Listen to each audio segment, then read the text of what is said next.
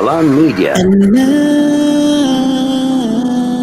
and you're listening to our Hajj broadcast.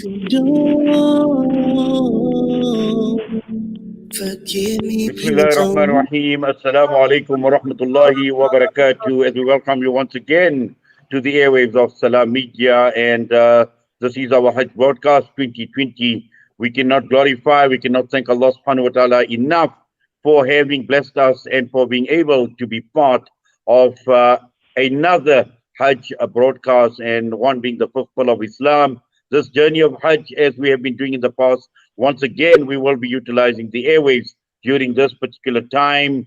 And we began our Hajj broadcast 2 nights ago, and today, alhamdulillah, the memorable occasion of Arafah still lingers with us.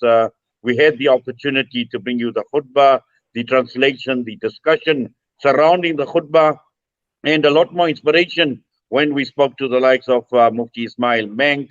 We spoke to Maulana Muhammad Tariq out of Phoenix, and the highly emotional moment when we spoke to Sister Naseem Khan out of Arafah, the handful of people that were in Arafah this afternoon. And alhamdulillah, they had completed their Hajj, the Wukuf, and tonight the Hujjaj are in Muzdalifah.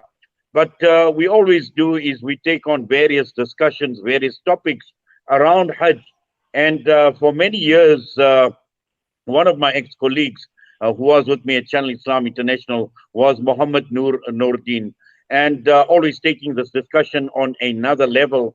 And in the midst of this crisis, in the midst of the pandemic, we know that Hajj has been scaled down to a large extent.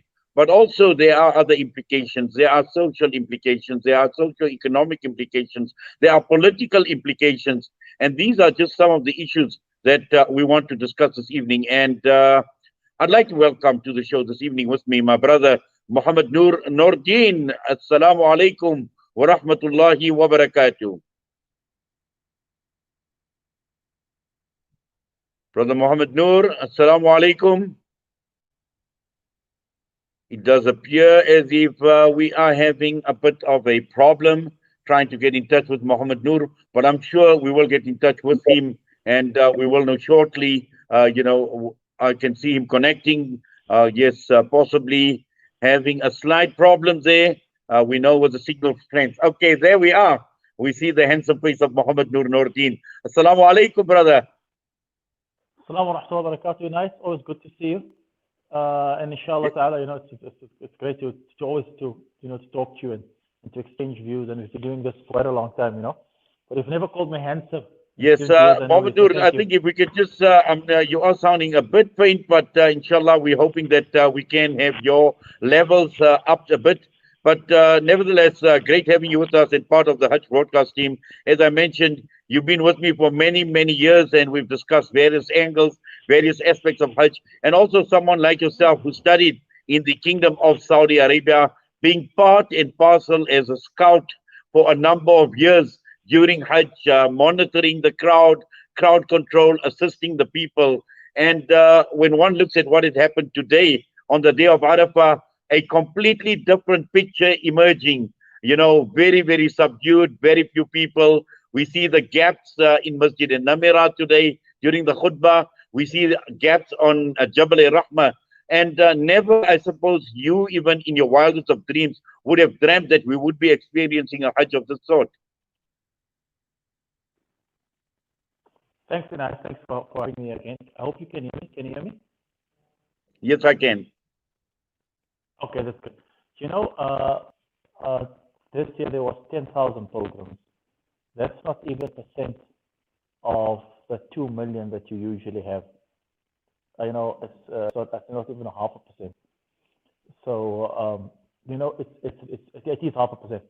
But it's really, really interesting when you sit back and you look, how the numbers of Hajj and how the whole logistics of Hajj have developed over the years. I think the first time they hit 1 million was in the early 80s. I think 79, 81, or just around there. That was the first time that they actually reached 1 million.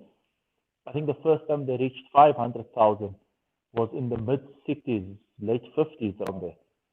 And you can imagine, I mean, this issue of Hajj being quote unquote a global event only happened in the last, I think, 25, 30 years, more so when media became involved and media started covering it. Even in the 80s, 90s, when they were hitting 1.5 million, there was no internet, there was no internet, period. So people still used phone calls, and there still be some physical newspapers that you would read, and there might have been a broadcast of on BBC. And actually, BBC was one of the few BBC and another radio station called Monte Carlo, which comes out of Monte Carlo. They had a huge. They have established a very, very, very old Arabic stations, which of course cater for the international across Europe and so forth. So these were probably the only feeds that you would find even before CNN. CNN only covered the Hajj in the early 2000s as giving it a lot of news. Before that, it probably was just like one line or two lines, and CNN only went global and big in the mid 90s. Hajj up till even the 90s, was a distant event. Even with the numbers hitting 1.5, 1.2, it was a distant event, and I remember growing up, people, I remember the days of collect call when you would phone and someone would play on the other side. People used to do that. And then there used to be phone cabins. We would go in and phone. People, this is the normal phone.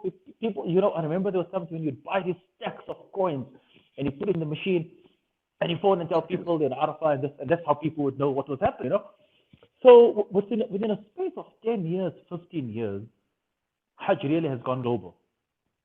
Where it's translated into different languages, there's visuals, there's audio, there's live. I mean, the issue of tweeting and Facebooking, it's really new. It might make us sound old, but it is not that we are old. Is this type of interaction on social media is very new, 6, 7, 8 years at most. As it's being used at the moment. So Hajj being something global, it's a very new dynamic. From understanding Islam, from looking into Islam, from being a Muslim or non-Muslim, being exposed at such an intimate level of what happens within an Islamic ritual. So when you fast, no one sees what happens in your house breaking your fast. And when you have Eid, no one is in your house. There's no cameras in mosques, no cameras for Jum'ah, there's no cameras for Zakat, and you just hear about it and whatever. Bank account, no one knows what to do with it. But Hajj, you have it in different languages or different mediums. So and then suddenly comes 2020, and I was looking for visuals today, and it's like there were only one or two cameras giving the static view of some people walking, and it was so boring, it was so dead, it was very somber, very sombering, and I think at some point you definitely contemplate and reflect and think about things in different ways. How did we end up here? And it's very interesting. Yes, but Muhammad Nur, I think also this afternoon I had the opportunity of listening to the Arafah khutbah, and you and I for many years have discussed Arafah khutbah on the airwaves of many of the Islamic radio stations, particularly in Channel Islam and also here on Salam Media, and we always look for that message. We look for that message that Arafah khutbah is giving. And today's message, really, it was the sign of the times. And the Khatib, the Sheikh, spoke about the current times. He spoke about the pandemic. He spoke about how we need to react during this time. He spoke about things like responsibility, about persevering, and always when we talk about the sign of the times, and it was so appropriate in terms of the message that went across to the entire world who were actually watching the khutbah and what message was coming out. So I think this obviously it's important for us to put it in context, but also at the same time, I think what had happened is when we look at what COVID-19 has done for Hajj, when we look at, and you've lived for many years in the Holy Land, you've lived in Medina, you've lived in Makkah, and what does it actually mean for the local people? What does it mean for the local residents?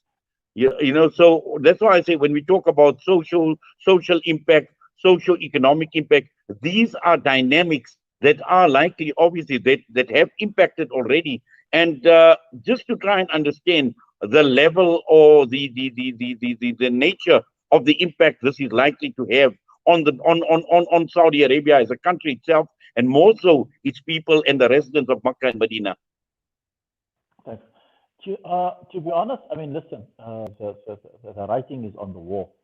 I think if we work it backwards, first of all, there's always this huge debates and discussions about the quota system and how many people should be going and so forth globally and in South Africa and so forth.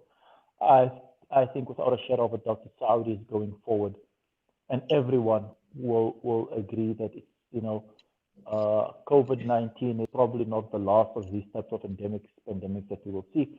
And definitely, without a shadow of a doubt, we must, thank the Saudis for the response and for, being able to salvage the situation and respond to it appropriately as they have. There is no 100% response that appeases everyone, but it is important that the Sharia and the pillar of Islam of its nature is maintained, and the Saudis have gone out of the way to do it, as they usually look up to Hajj. So that's great. But I think the days of 2 million, 1.5 million, 1 million people going for Hajj, I solemnly, I really believe, and that those days are over. Those days are over. So there will probably have to be a whole global adjustment to what you will call the Hajj business. I mean, if you go to countries like we have, and I'm working it downwards, right? If you look at huge Muslim populations like Indonesia, Malaysia, Iran, Turkey, Pakistan, and so forth, do you know how they perform Hajj? They have Hajj, something almost like an insurance unit trust or insurance policy. So let's say sometime you're 15 or 13 or 12, you would put money away every year. And because there's a quota of, so for example, in Indonesia, there's 200 million people, right? And Indonesia only has, I think, a quota of, let's say, 200,000 people. So for you to get your name onto that list, you have to wait 40 years, 35 years. Yes, that is how long you wait to get on that list. You wait 5 years to get to the list of 200,000.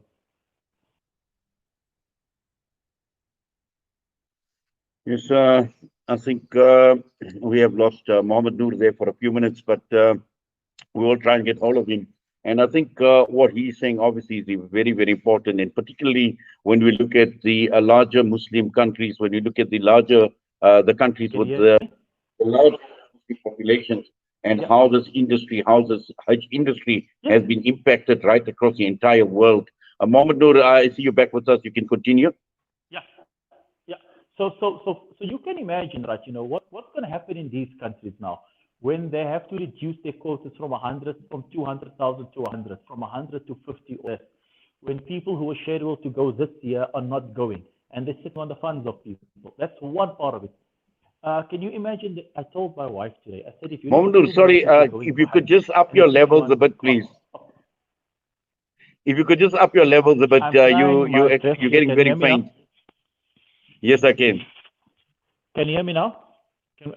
Yes, much better. I mean, if you work, I was telling my wife today, I told my wife today, I said, if you get 2 million people performing Hajj, and if each one pays in the region of $1,500, $2,000 in total, I don't think there's a calculator big enough to calculate, to put all those numbers on how big the Hajj industry is. At a global level, I was speaking to someone today who used to work at, I think, Olympic Airlines or so forth, and they were telling me, the business, this is Greek Airlines, one line. They said Hajj was one of the most profitable lines to Jeddah and so forth. So globally, there's that impact.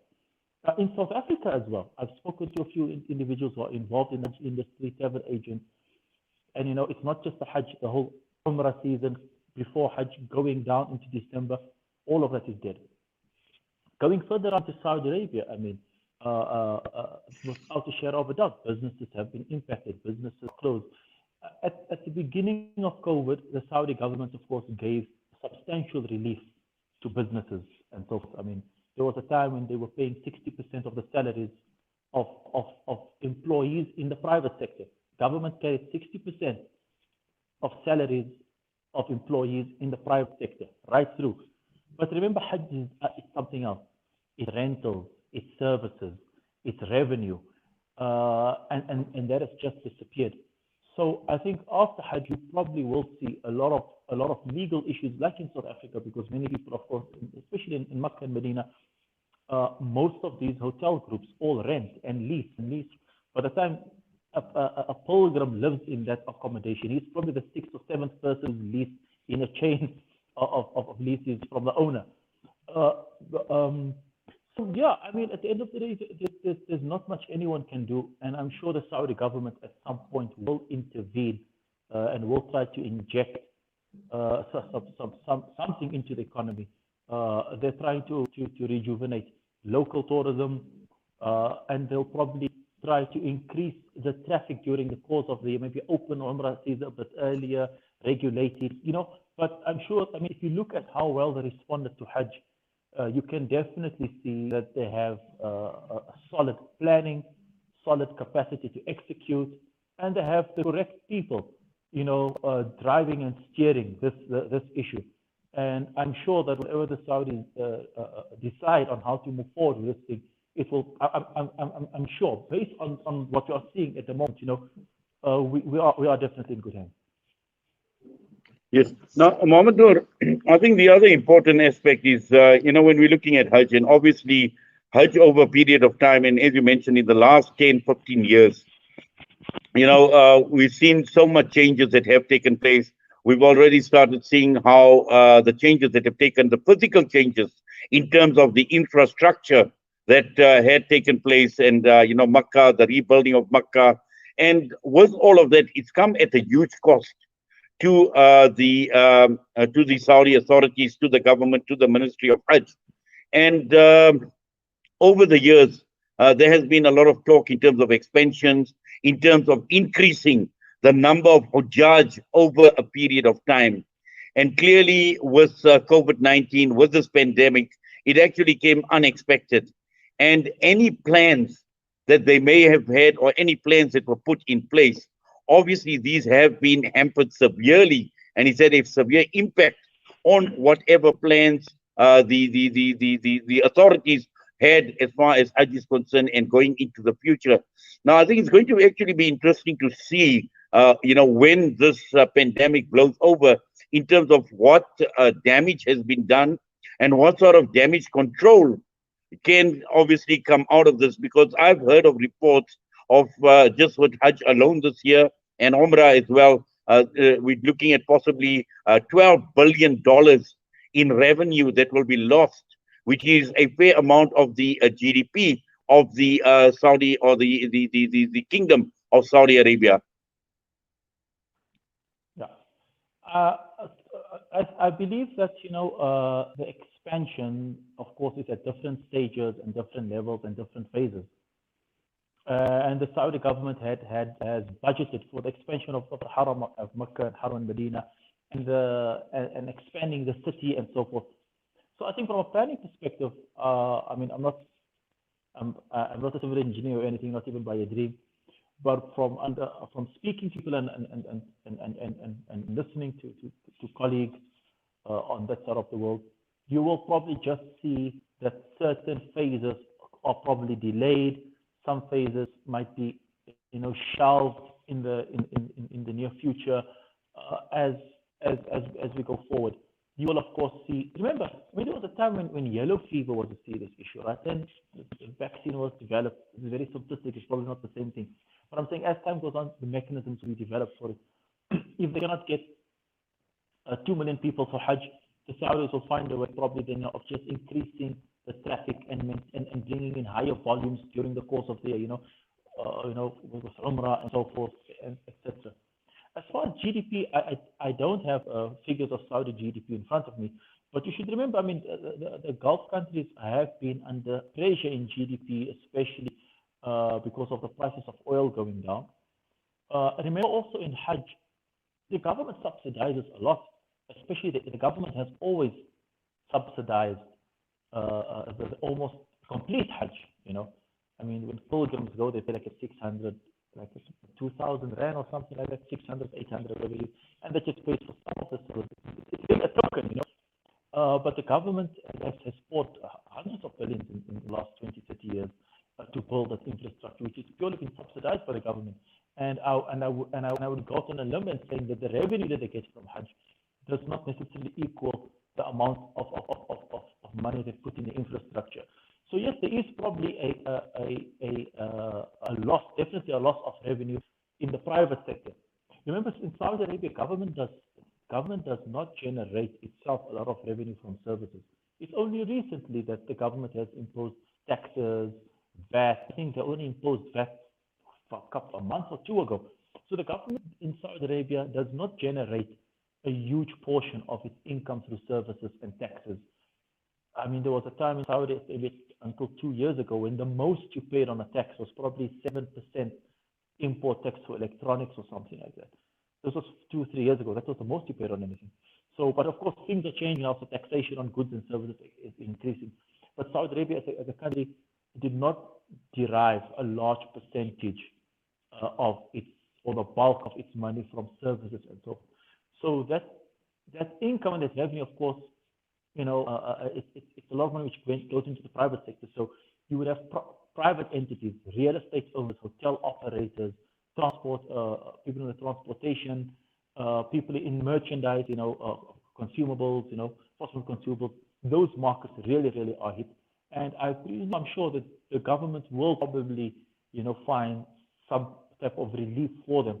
Because if there's one thing that we saw during the COVID period, is that the Saudi government really has dished out a lot of money to keep the economy stable, to keep people employed, and to rescue businesses and so forth. So I think the private sector, as we go forward in the next few weeks, you will probably see some type of relief, some type of support by government to keep this industry alive. Because at the end of the day, it is not in the interest of anyone to see the whole Makkah and Medina economy totally collapse. Yes, Muhammad Nur, we're going to go for a quick break now, and if you could just hold on, we'll be back with you in a minute.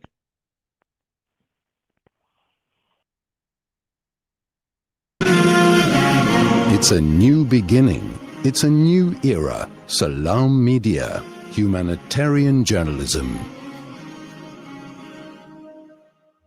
With over 80 years of experience, IG Hussein and Company are renowned for their quality Islamic wear and goods. IG Hussein and Company stock a variety of Islamic items, musallas, kitabs, Medina dates, perfumes and exclusive gifts. We guarantee you a unique and friendly shopping experience for the entire family. Visit our new branch in Overport at 202 Kenilworth Park, Brickfield Road. Open 7 days a week with ample parking and wheelchair friendly. Like us on Facebook or Instagram at IG Hussein for our latest promotions and updates. IG Hussein and Company, your Islamic lifestyle.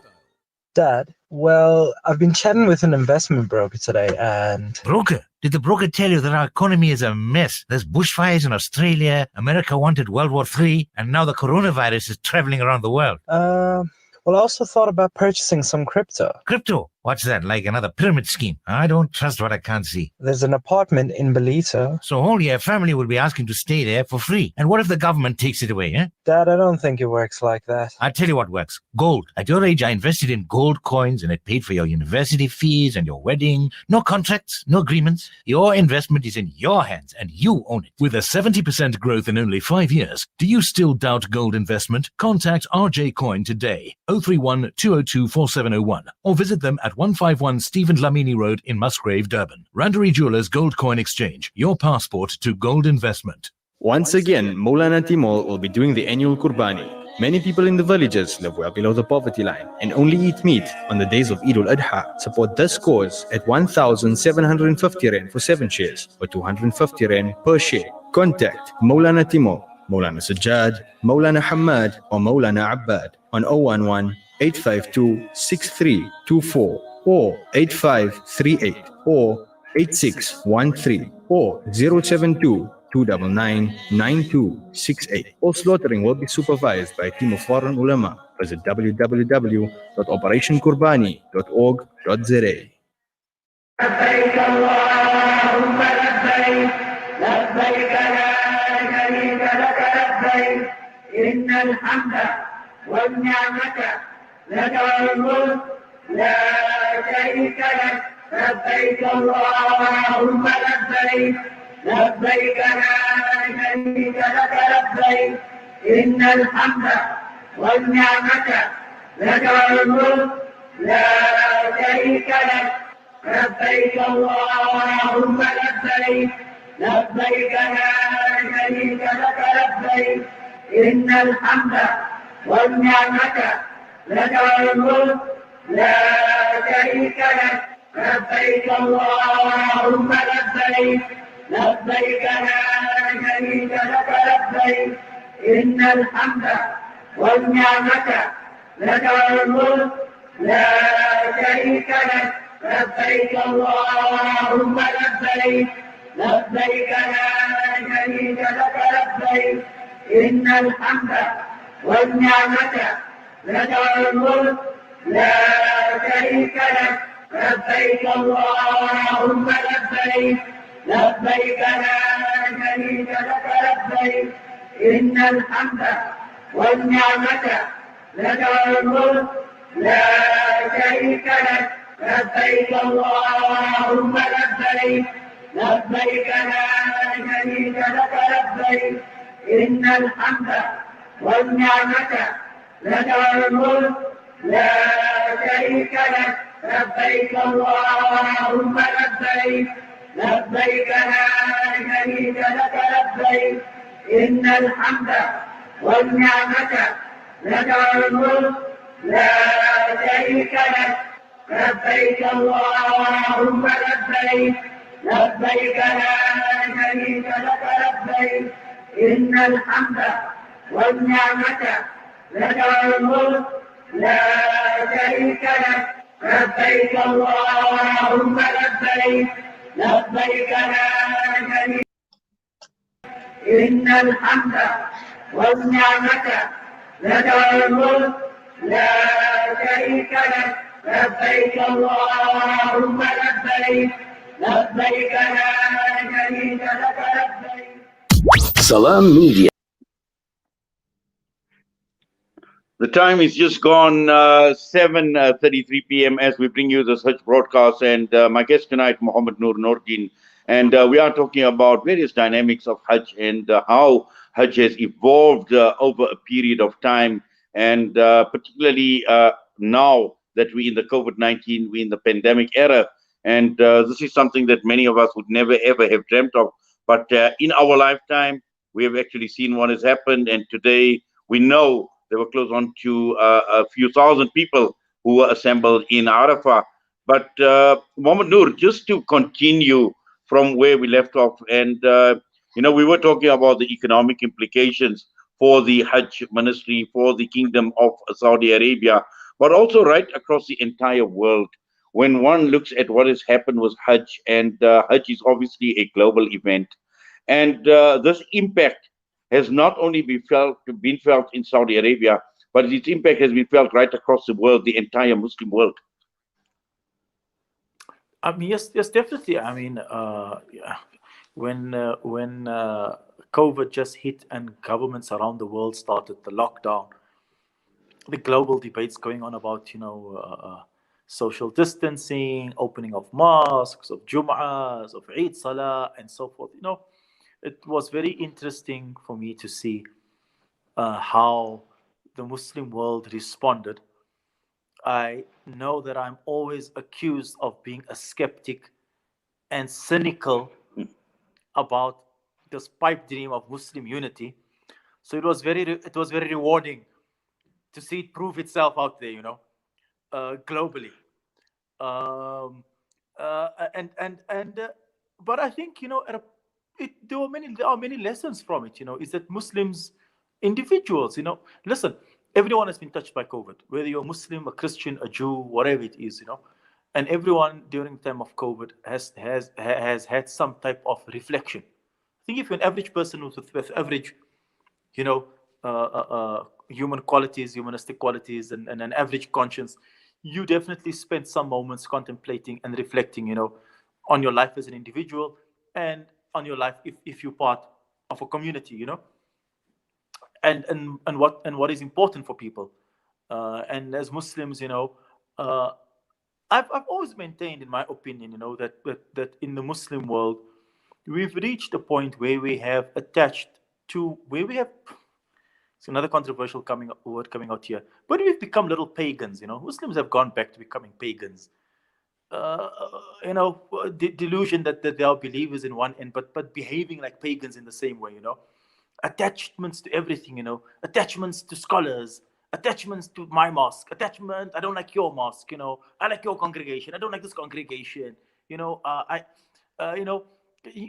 you need to go for Hajj once in your life. It's like Salat al-Jum'ah. You make Jum'ah this Friday. Now, khalas, Jum'ah for this Friday is finished. You can't make Jum'ah this Friday again for next, now Hajj, you make Hajj is once in your life. Make space for other people, But this issue of Hajj has become such a nauseating event very often, when people just go for it, abuse it as a holiday, as and to show off. And, even if you see the way people behave in Arafah, they're like good. Most of them deserve not to go ever in their lives, And so this is what happened with COVID.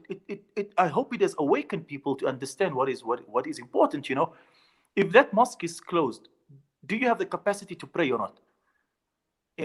If that mosque does not exist, and there's a hadith in Bukhari, I think it's in Bukhari or Muslim. The Prophet ﷺ spoke to Sahabi, I can't remember his name, but Allah. Anyway, he said that at the end of times you must hold on to the Jama'ah, and even if you are alone, and even if you must bite onto the bark of a tree, and hold onto it. And that shows that you can be and people think that this type of description, it's maybe just linguistic descriptions of something. But when you think of where you are, what COVID showed us that there is a situation where you cannot leave your house. There is a situation where we've seen it. So what is important, all of these things that we want to hold on to, must go to someone's grave, must go to someone's mosque, you must go. But you know what people must family. We have so much discussion in our communities about this Maulana, that Sheikh, this Mufti, this, that, this must. But people don't talk about family, I personally regret the fact that I have delayed visiting some family members for quite a long time. And we planned to do something, but it didn't happen now because of COVID. Now we're blaming COVID. But it's not COVID, it's we delayed, engaging our loved ones, priorities in life, And also many of us took the opportunity to contemplate, and to learn to know our family, know our children, know our wives, know our husbands, etc. But I think that it's important, for me, what happened in COVID is that it gave us a time to rest and to break away from a lot of the symbolism which we have allowed to overwhelm us. Like now going to the mosque, it becomes a ceremony and a process. Now the Quran says you must dress appropriately going to mosque, but not the way we do it, not what we do. We build mosques for show. We build mosques because I don't get along with that mosque. I go for Umrah on the way to Dubai. I go for Umrah on the way to London. I go for Hajj, because I went last year and 4 or 5 buddies. Hey, Inayet, you want to go for Hajj? Okay, Habibi, let's go for Hajj. I can organize visas. Let's go. You know what I'm saying? People. So Yes, this is what has happened. I think also Muhammad Nur. What I'm saying is, and I hear what you're saying as far as symbolism is concerned. And while my thoughts are still there, we talk, we hear the entire world talking about the reset button, and with COVID-19, it started to the reset button and obviously to look at where we are and where, when one looks at Hajj and a number of issues that you always mentioned from a symbolism perspective and in terms of how Hajj is actually being approached generally. And we've seen over the years, how technology has impacted on Hajj. We've seen how that has impacted on Hajj. We've seen commercialization that has impacted on Hajj. Now, what I'm saying is these are many, many aspects where we need to actually press the reset button or put the pause button and say, hey, where are we? What have we been doing until now? And is this what we want to do going forward? I've always been of the opinion, for some reason, scholars and theorists, believe that Islam is a religion of the collective and so forth, But I've always believed the opposite. I always believe because Tawheed is a direct relation between you and Allah subhanahu wa ta'ala. I never believe that Islam is a collective in such a fashion that people talk about it. And hence we see COVID has forced us to be Muslims at an individualistic level. And it has shown again that that issue of which speaks to your sincerity, your devotion, your understanding, your commitment, your dua, your tawakkul, all of that comes back to you now. You know what I'm saying? There's no community next to you, around you. You know, you and even the discipline you need to show to get out of this. It is your own private discipline, you know. You have to quarantine, you have to wear your mask, you have to keep your distance, as well as others who have to, and there has to be that. So this is where probably the self-restraint and the respect for the other of this comes along.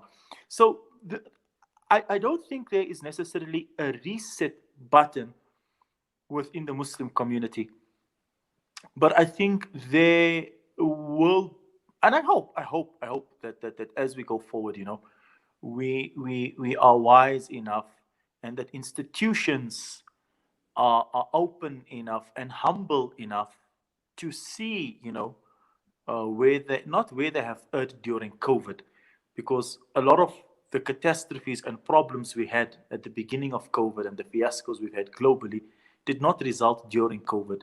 These are compounded historical issues which have not been addressed, and attitudes and so forth.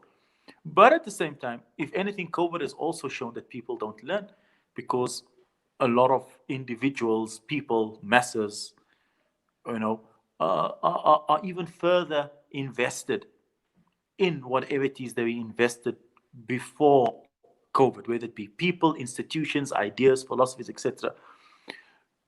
Which brings us back to zero, isn't it? I don't think a lot of learning has necessarily happened. But at the end of the day, you know, if we don't want to learn, then reality teaches us, and it has taught us hard lessons. You know, people have died, people have gone to hospitals. We see how it's being impacted on Hajj, etc. So it's not whether you want to go for Hajj or not anymore. It's now the quota will probably be reduced. Maybe South Africa will not be reduced because we're already like quite a low number. So I doubt it, you know. But as a global event, you know, you people have to be more disciplined. You know, there'll be strict regulations, and all of us will have to think about, you know, now you will probably only be able to go for Hajj maybe once every 10 years now. The Saudis used to have a policy of once every 5 years, I think. They'll probably, you know, if they readjust the numbers, it might be once every 10 years, who knows, might be once every 20 years for crowd control and that. And so you'll have to think properly about this thing, you know. The amount of times you go for Umrah might be changed, you must think about it. Now, people, when you go to the mosque, you know, guess what? It's so nice you go to the mosque. No more chit-chat, man. No more chit-chatting and abusing the mosque and talking about smoking. The most disgusting, horrific, you know, dirty event to stand outside a mosque and smoke. You know, go to the mosque and you smoke. You know, I don't go to my mosque. So hopefully this doesn't happen anymore. You know, chit-chatting outside the mosque doesn't happen anymore. You know, talking nonsense outside the mosque. You know, you pray and you go home. Good. You know, so if you don't want to discipline, but I think also Muhammad Nur. So just one second. Also in the Quran, وَمَا يَعْلَمُ جُنُودَ رَبِّكَ إِلَّا هُ. No one knows the soldiers of Allah except Him. Allah subhanahu wa ta'ala will discipline you in a way which is befitting. And whether you know it or do not know, Allah ta'ala, and subhanAllah, you know, isn't it the great iqab of Allah subhanahu wa ta'ala? You know, what a calamity it is. You know, and the test it is when you are deprived from an opportunity to worship Allah subhanahu wa ta'ala, when you are deprived from your mosque, deprived from your Hajj, deprived from your Umrah, deprived from your Jum'ah. You know, this is a great test, and it's an ibtila that Allah ta'ala puts on you when Allah ta'ala puts you in a situation where you are forced. So hopefully there'll be more appreciation for what we have, more appreciation for our institutions, more appreciation for our ibadah, more appreciation for everything around us, you know. And I think that would be a reset, you know, where there is more appreciation and gratitude in a tangible manner, in which we respect these rights which we perform, in which we behave more appropriately, you know, when we perform these rights post-COVID. Yes. Now, also, I think, you know, we've seen in the past, and Hajj from a political perspective, Muhammad Nur, and we know that, you know, there have been opportunities where Hajj has been used to make a political statement. Considering what has happened over the years, in the Muslim world, all the occupations that have taken place, the wars that have been fought, the killing that has been taking place. And we've seen some of these statements come through, particularly during Hajj, where people were allowed, people were not allowed, and we know what has happened with regard to also countries like in Syria, what has happened, the Saudi involvement in Yemen. Now, these have been all political statements that have been made over a period of time. Some of them have even featured in Arafat khutbas, hitting out or talking against terrorism or whatever it was at that point in time, or whatever the issues were. And what this year has done is it's actually changed the entire focus from a political angle, and it's given it a more humane, a more humanitarian approach. And this came out, I'm saying, very, very strong, extremely strongly, actually, in the khutbah today, where, there was none of this political rhetoric that was being repeated.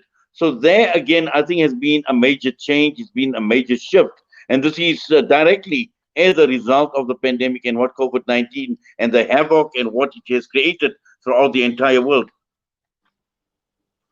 No, listen, at the end of the day, everyone has responded. Even if you listen to the khutab of the Haram in Mecca, the Haram of Mecca and Medina, over the last 3-4 months, most of them, if not all of them, have in some way or another engaged the issue of Corona, COVID-19, and engaged, topics that surround this atmosphere and that are appropriate for this atmosphere. And remember also, the khutbah this year wasn't that long, and the audience was much smaller. Globally, there's also been a total focus only on COVID. I don't know when last anyone heard about what's happening in any other part of the world, especially in these hot zones. So I agree with you. This year, we did not see any political rhetoric in the message from Arafah. And it was definitely refreshing to see, how, as you mentioned, it was almost a total humanitarian approach to a global humanitarian crisis. Definitely. Now, Muhammad Nur, I think I know we don't know, Allah alone knows how long we are actually going to be in the situation and how long it's going to take for us to get out, and possibly even in terms of damage control that needs to be done. Now, when one looks at an institution like Hajj, an event like Hajj, and even Umrah to a large extent, and this has been severely affected, this has been severely impacted. And going forward, we know that there is already talk coming out from the kingdom, allowing people to come into Saudi Arabia, people starting to travel. But I'm certain that we're going to see a very, very different Umrah and a Hajj experience going forward.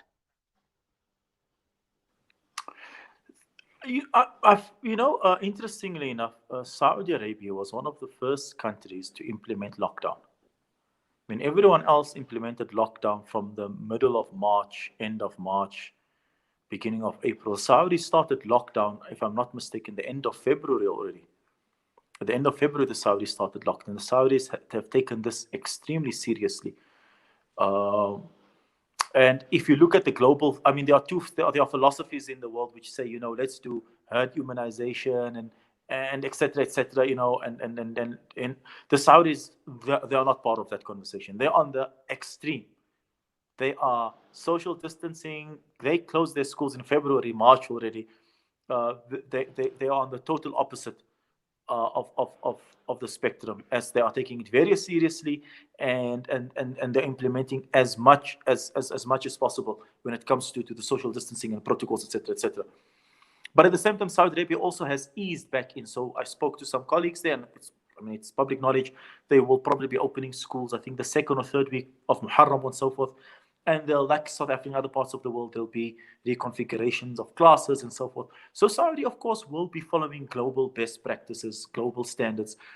If you look at some parts of Europe, I think Greece, Italy, up in the Balkans, they open up open-air tourist sites in June already, if I'm not mistaken. So the Saudis are looking at global best practices Do you know, if you follow Saudi, they make daily adjustments. Do you know that?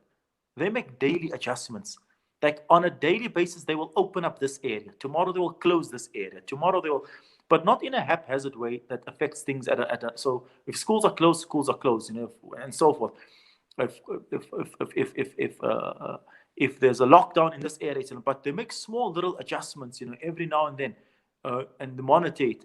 And so they really are responding very well. They've invested a lot. So I'm sure that from an Umrah and Hajj perspective, they will put in the necessary protocols. You will, you know, and again, it's a financial issue. You know, you'll probably find like hotels operating, you know, let's say if hotels are operating at a 50% capacity, you probably will only be able to operate at 20% capacity, 30% capacity. I'm sure vaccinations will probably come in one of these days, let's say just under a year. The question is, you know, will we see another Hajj like this repeated? So could we come into another year without a vaccine? Or let's say we have a vaccine under a year to the market. How will the Saudi respond to protocols? Will they say, you know, you should have a vaccine, etc., or will like this yellow fever and other travel vaccinations? So that will come in also, and then just how businesses will respond and how the normal people respond. So people have planned their lives. You know, I have a cousin who wanted to perform Hajj last year. He didn't. Then he said, okay, I'm going to perform it this year. He can't. But you know that Islam says, man istata'a ilayhi sabila, if you have the capacity to make it there. And interesting, when you read the books of fiqh, they talk about two things, about three things, but the two interesting things, if you have money and if the path is safe. At least they use it well, like, you know, the safety of the path. If you read in the books of fiqh, old Asian texts, you know. And today it's said, you know, if you cannot go for Hajj because of a quote, if you cannot go for Hajj because of COVID, you know, you must deal with this thing, you know, deal with it by the book, you know, nothing lost, you know. Hajj is not obligation upon you, even if you have the money and you have the health. Mm-hmm. But the administrative Yes. capacities. So a lot of people would have to sit. I mean, in South Africa, for example, where there's 4,000 people, and many people, of course, no one went this year, you know. So people who plan to go next year and the following year, all of this has been changed. But eventually, inshallah, it just becomes a normal thing, you know. We just have to live with it, and life goes on, and we forget, and when we're capable of absorbing these types of pressures, and I don't think it's doom and gloom. I think this has just been a minor setback for us, and we just have to readjust, and we are readjusting, and the protocols will be set for us. Guess what? There are hundreds of billions of dollars and tens and thousands of people, the biggest, brightest brains in the world, looking at solving this thing.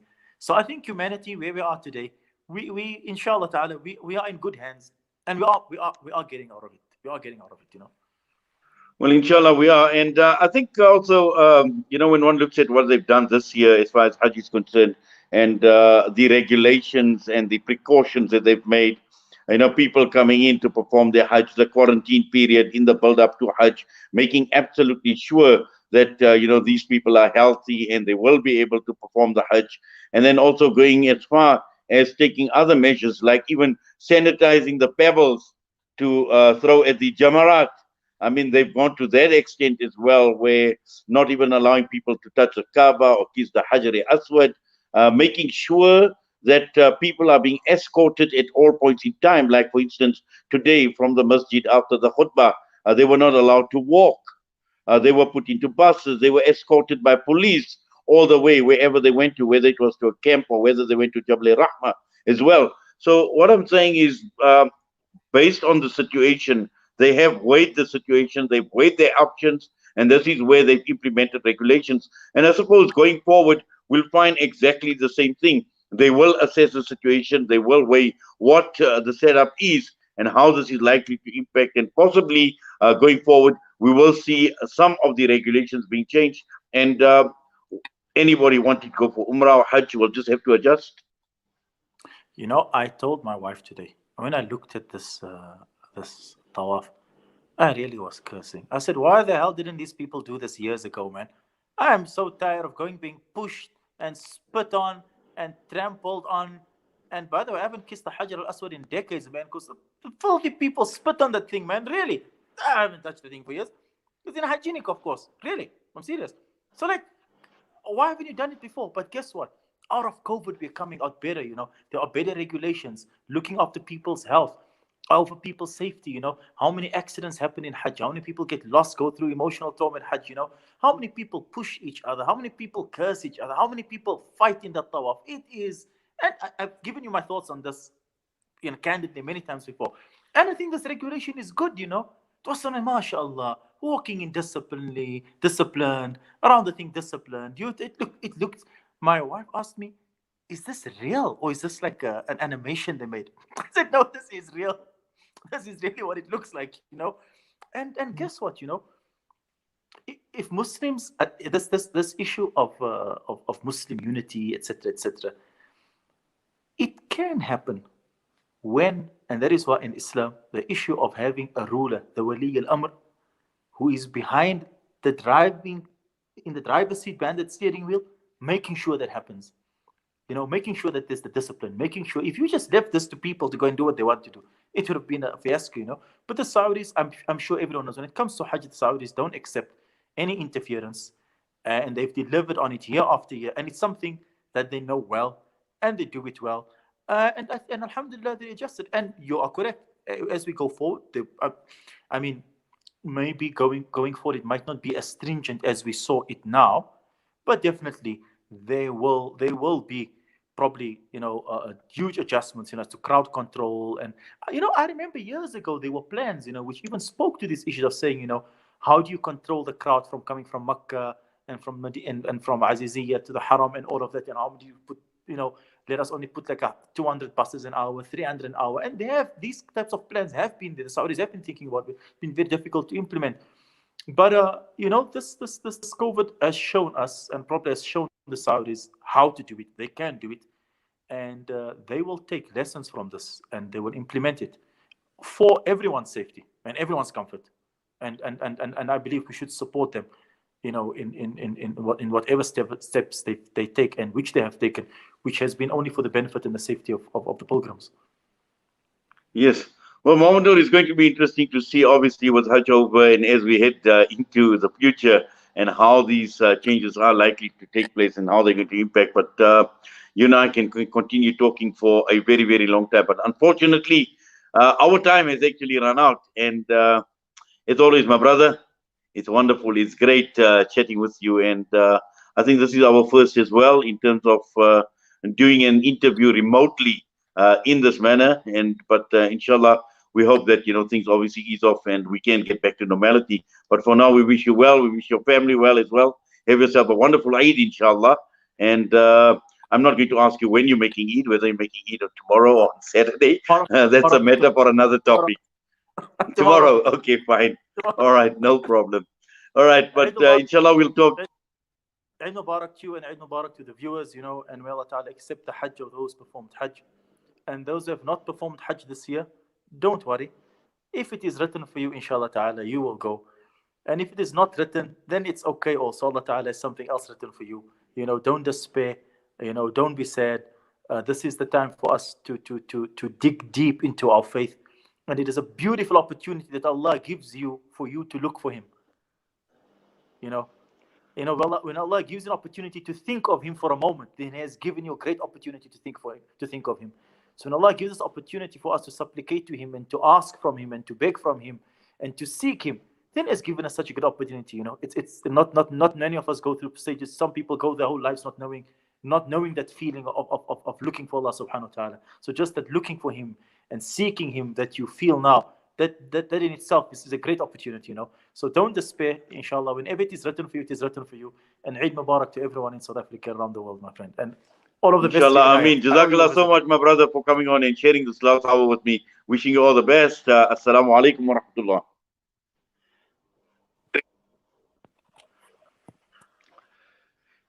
Yes, that was Muhammad Nur Nordien taking the discussion to another level and a different dimension, where we looked at some of the issues with Hajj 2020 and also going forward, looking at the likely impact that this year's Hajj is going to have on Hajj going into the future. But whatever it is, Allah subhanahu wa ta'ala knows best. And as a Hujjaj, obviously rest in Muzdalifah tonight and get ready tomorrow. And tomorrow will be the first day where they will be going to the Jamarat, stoning the Jamarat as well. And thereafter, obviously, it's the shaving of the hair, and it's going to be the slaughtering. It is coming out of Ihram, and the Tawaf Ziyarah as well, inshallah. So that's quite a busy day tomorrow for the Hujjaj. But with the numbers that they are, we can expect, very little in terms of the hive of activity that we've become accustomed to, and particularly when it comes to the Jamarat, when the first day of pelting, and we know what, for those of us who have been there, we know what an experience that can be. But inshallah, Allah make it easy for them. Inshallah, Allah accept the Hujjaj who are representing us as a Muslim Ummah. But for now, from myself and the rest of the team here at Salam Media, Assalamu alaikum wa rahmatullahi wa barakatuh.